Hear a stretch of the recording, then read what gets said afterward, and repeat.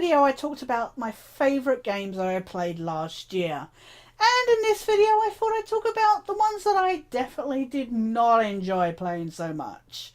I would call them the worst games. There wasn't anything I particularly hated though. I think these games were just more bleh and disappointing than anything else, and maybe tedious and frustrating as well.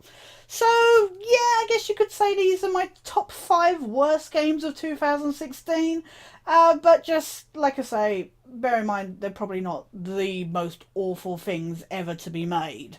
At number 5 we've got Gone Home.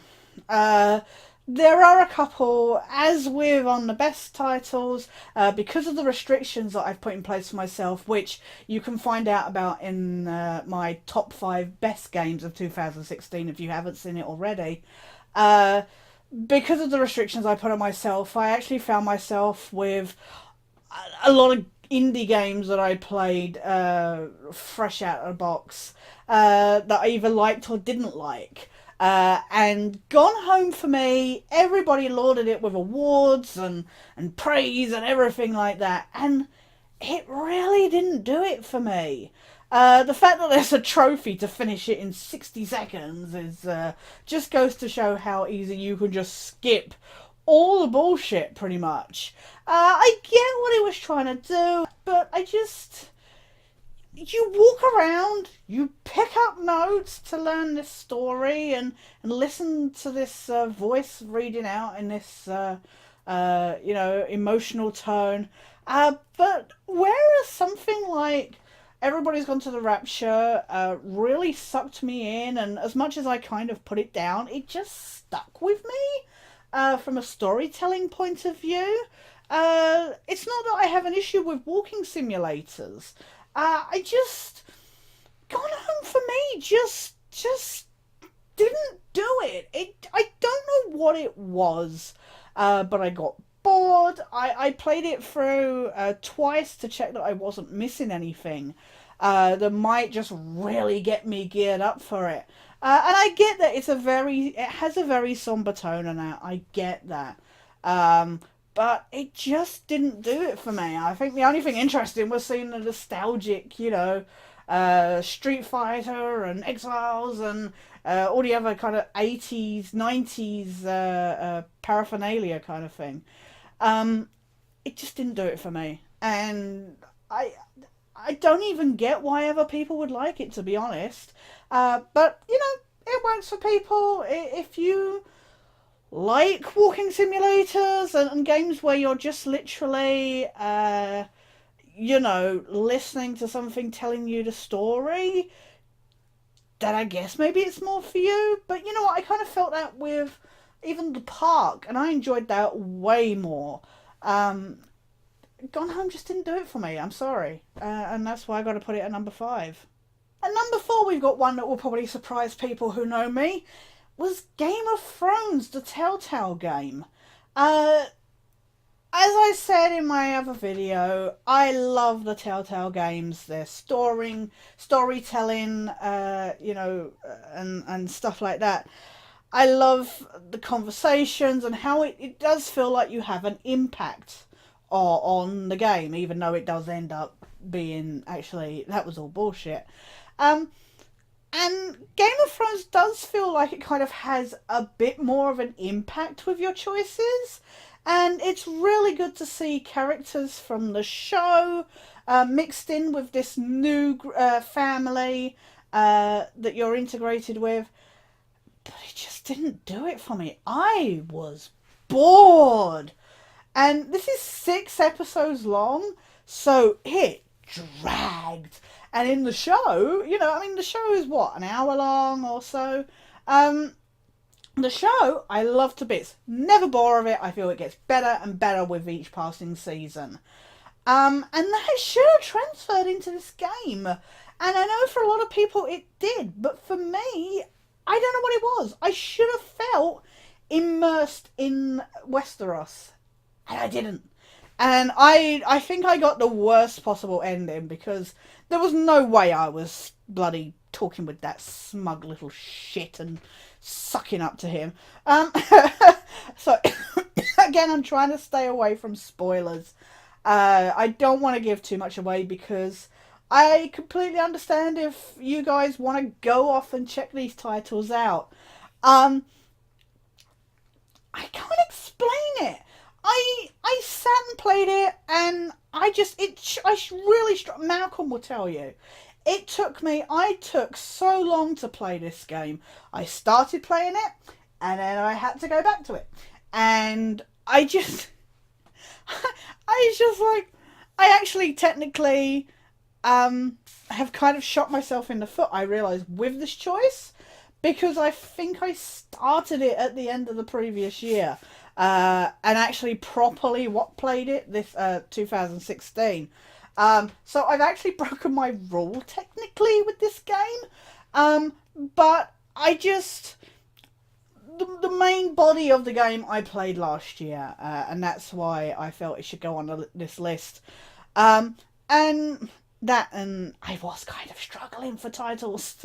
I think this would have been a shorter list had I not added it. But no, genuinely, I was just really bored. I can't explain it. It just didn't do it for me. And everybody's going, we want season 2 and stuff like that. And I liked the Forrester family, even though I felt like I was wasting my time half of it. But, and, you know, it's really weird to watch something after certain things have happened in the show, to then see characters, you know, alive again and that, and you're like, oh, I can't wait for you to die, you know, kind of thing. Yeah, it was interesting from that point of view, but genuinely, there's nothing I can say about it. It was just, it went on too long, it dragged out, it was tedious, it just didn't do it for me. So that was Game of Thrones. Number 3, we've got another indie title, Catlateral Damage. This spot was actually going to go to Payday 2, which I played with Malcolm, aka May to December. But I hated that so much, I couldn't be asked to go back and get footage for it.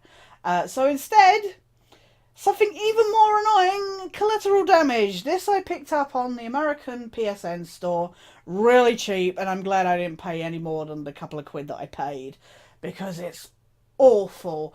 It is like everything like that people think indie games, you know, like this awful kind of Steam early access kind of game. Poor graphics, stupid concept. I mean, I guess you could say it lives up to what it's supposed to be. You play as a cat and you're being a dick, basically. You're knocking everything off the sides. You have to destroy a certain amount in a set amount of time, and you get some power-ups like jump higher or swipe harder and stuff. But I just found it's something, I guess in a way, it's something along the lines of, say, I Am Bread or something. But I just found, like, the swiping of the paw with the cat was so annoying, and I really struggled with some of it. Like, it's just really frustrating. I try a level every now and then, and I feel like I'm slamming my head against the wall. Don't pay a lot of money for this if you really insist on picking it up. You know, they do this whole, oh, you've unlocked a new cat, and it's just the same thing, just with a different skin. You know, you could have a ginger cat or a Siamese cat this time. There's not much I can say about this. Poor graphics, poor gameplay. I felt frame rate dropped quite a few times when you've got quite a number of things on the screen flying everywhere. I don't think this should have been a PlayStation game, to be honest. I think it should have probably stayed on Steam, but each to their own, I guess. So at number 2, for the second time, we've got another Telltale game. It's The Walking Dead Michonne. Again, this is probably one that's going to surprise people. But, oh my god. Why? This should have worked.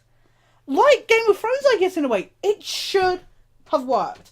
I'm a big fan of the Walking Dead series, season 1 and 2 of Telltale. This should have, even 400 days I didn't mind so much, although again felt a little pointless, but it was playable. And at the end of the day, it was a DLC. This was supposed to be like, in a way, although it's not like a season, it's supposed to be like its own game. Oh my god. So it takes your favourite character, one of your favourite characters from the TV series or comics. Obviously, it's more based on the comics, but it takes like one of these strong ass characters and somehow makes them boring. I thought we were going to get some in depth, something to deepen Michonne's character, to show more background, she about her kids, or and what happened with her boyfriend and that, and you have this haunting constantly of like about these kids and that, and she keeps seeing them and that, and in a way I guess you're supposed to get into it, that you're seeing her trying to let go and move on and stuff like that. But it just got so annoying and repetitive. And I wasn't invested in the other characters involved, in the other story that we're supposed to be focusing on. And as it was, for the length that the game is, I felt like the story it told was ridiculously short and stretched over a length of time. The the involvement with this new kind of community and the deal with like this boat that she's been on and the characters on there that she's been with, I felt like they were really like shown to us and then dumped really quickly, and I felt in a way like the people in this community that take kind of kidnap Michonne and her buddy and that, I felt like they were a bit like the cannibals in season 1, so the Walking Dead season 1 Telltale game. I don't know, there was just something about the lead woman that just really made me think of the Big Mama in that. I felt like they were, these people living kind of on the bayou kind of thing, and it could have been an interesting community to investigate, but they got dumped in front of us and then they were thrown away really quickly. And then the story really dragged on after that. And I'm like, okay, it felt really unfocused. It felt like really unfocused and just really pointless. It was pointless. It didn't need to be as long as it was. It certainly didn't need to be as expensive as it was. And Michonne deserved much better treatment. So please, check out seasons 1 and 2. From what I've seen, check out New Frontier. But don't bother with Walking Dead Michonne. Just know that was like the most worst. I want that time back. And number 1, most disappointing game of 2016. This really shouldn't be any surprise. The Division, Tom Clancy's The Division. This I actually played cooperatively with Malcolm, aka May to December, who really was done with this game really quickly. It started out well enough. For the first hour or two, it was fun. It was a good laugh. We had a good laugh running around and working together on stuff. And then once you get past that first hour or so, you realise how repetitive even it is. To be fair, I don't think I can really say anything that's not been said. I don't think I could say anything that's not been said already about this game. Everybody has bitched about this game, from the bullet sponges, the AI, which I've heard has been improved, but I have zero desire to go back to that game. It's so repetitive, and it's just the same shit over and over again. And some things can be fun, and I guess the idea is that you are supposed to play it as a team. But after Malcolm got sick of it, I played it with other people online, and just got pretty much the same feeling, you know, just everybody was just like, oh, for fuck's sake. It's just, it's repetitive, it's dull.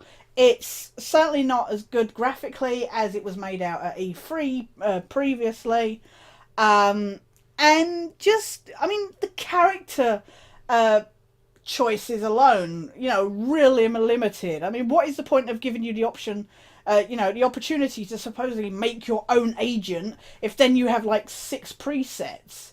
And the story wise as well, it's so cliched, and everything just magically gets fixed at the end, and you're just like, okay. The only good thing I can say about this game is easily, obviously, the representation of Boston. Is it Boston? Shit, my mind's gone blank. Is it Boston? No. Why am I saying Boston? It's fucking New York. Oh my god. Why am I saying Boston? Why are you saying Boston? Anyway, it's a really nice. It's a good city layout kind of thing. And the one thing that both me and Malcolm said originally was that it was good that you got to go in some buildings, and it felt like there was some verticality to the game, as well as just walking down these empty streets that go on and on, and you can't drive, and really you can't run that much.